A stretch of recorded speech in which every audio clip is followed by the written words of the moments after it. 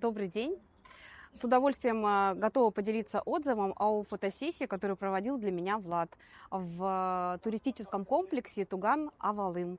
Откуда я узнала о нем? С мужем в январе приезжали, и на одной из экскурсий «Огни Казани» как раз нас познакомили с таким шикарным комплексом. Сегодня мне понадобилась фотосессия, даже видеозапись с костюмами. И я, конечно, пришла сюда, потому что, когда на экскурсии мы были, нам показали все возможности данного комплекса.